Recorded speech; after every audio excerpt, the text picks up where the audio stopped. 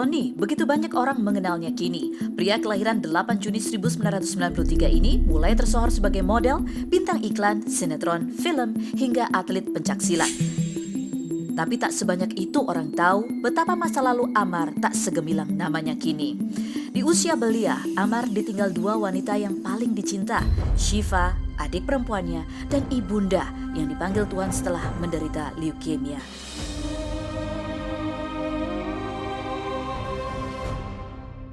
Pekatnya duka sempat membuatnya gelap mata, luntang-lantung tak jelas hingga tak ada lagi keluarga yang sanggup memandu jalan. Amar harus berpindah sekolah berkali-kali karena kenakalannya. Lalu, seperti apa titik balik hidup idola baru remaja ini? Bagaimana perjuangan Amar Zoni merentas impian?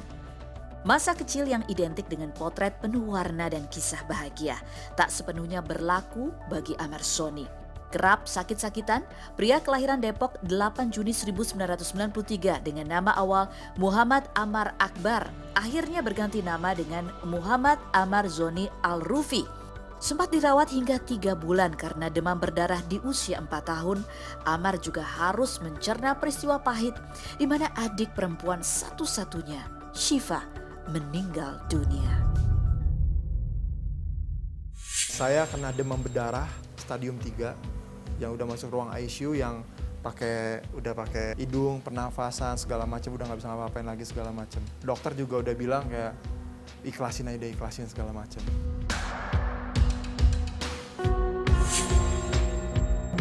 Ibu yang ikhlas ya.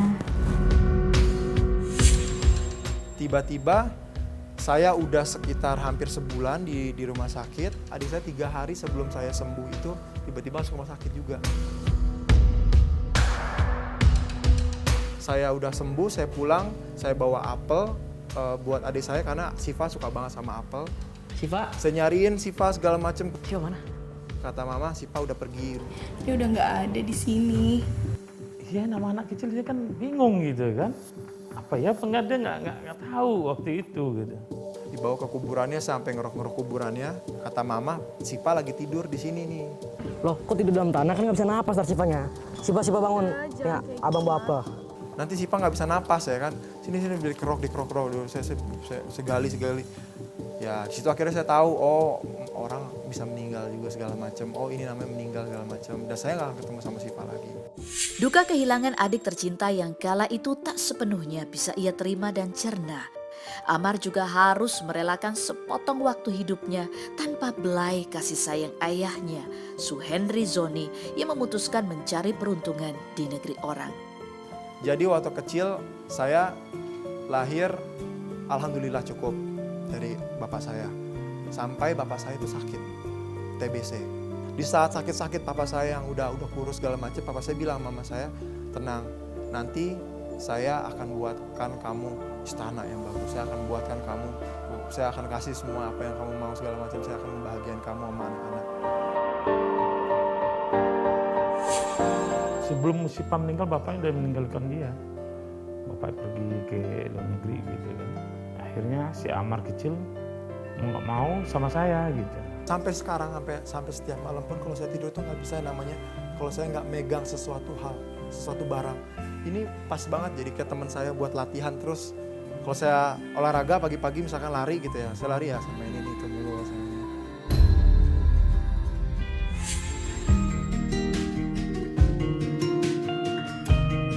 Amar masih teringat peristiwa yang membuatnya menyesal hingga sekarang. Itulah ketika ia melawan kepada sang bunda, Sri Mulyatini, yang kala itu sedang sakit parah karena leukemia. Saya masih tetap suka ngelawan mama saya, kalau dibilangin suka ini nggak mau segala macam. Dia itu orang yang susah diatur, sangat susah diatur. Kan saya besok sekolah, hari Senin paling males upacara. Mama suruh sekolah, saya nggak mau. Saya alasan, saya mau jagain mama nggak di sini. Mama tuh udah sakit. Kamu masih aja ngelawan. Bukannya kamu harus nyenengin mama. Kamu harus buat mama bahagia, senang.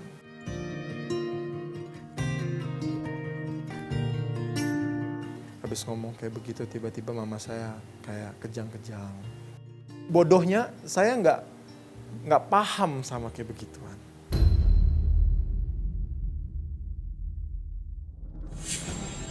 Tidak sepenuhnya mengerti bahwa ucapannya adalah bentuk dari pembangkangan terhadap nasihat orang tua, penyesalan Ammar kian dalam ketika mendapati kabar sang bunda meninggal dunia di hari yang sama. Kala itu, ia masih duduk di bangku 6 sekolah dasar. Saya pulang, dianterin mbak saya. Baru saya tidur, saya nggak lama saya tidur, tiba-tiba saya langsung dibangunin sama pembantu saya sambil nangis. Dia bilang, Bangun, Noah meninggal deh, Noah meninggal. saya masih nggak bodo amat tuh kan. Alah, nggak ada apaan sih. Mama Aden udah meninggal. Situ saya langsung bangun, saya langsung jalan ke depan. Kaki ini rasanya kayak putus. Saking nggak bisa nangis, saya cuma bisa.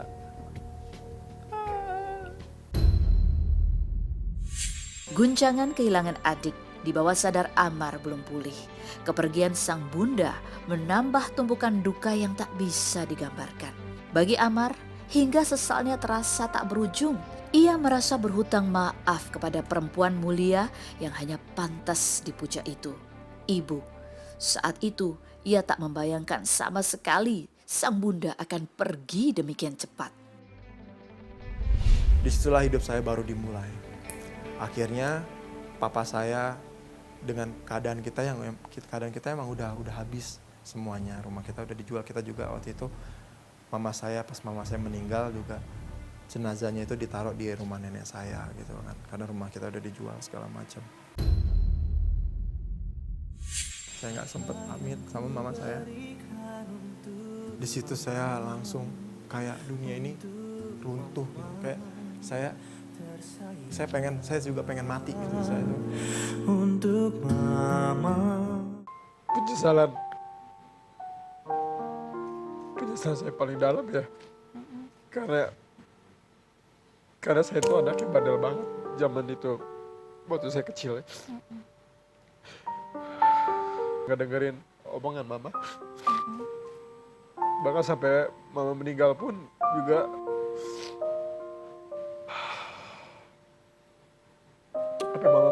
saya juga masih perpisahan saya kurang baik sama mama saya. Di kamar mama kan masih ada selimut mama. Itu dia dipegangin terus sambil cium-cium. Episode ini membekas kuat. Langkah Ammar terasa mengambang dan tanpa arah sejak kepergian sang bunda dan rasa bersalah yang menggunung. Ammar sempat terjebak dalam jalan kesia-siaan cukup lama dan melelahkan. Saya bener-bener kayak, man, gue udah gak ada tujuan lagi, masa depan gue mau ngapain ya. Dari hatiku untuk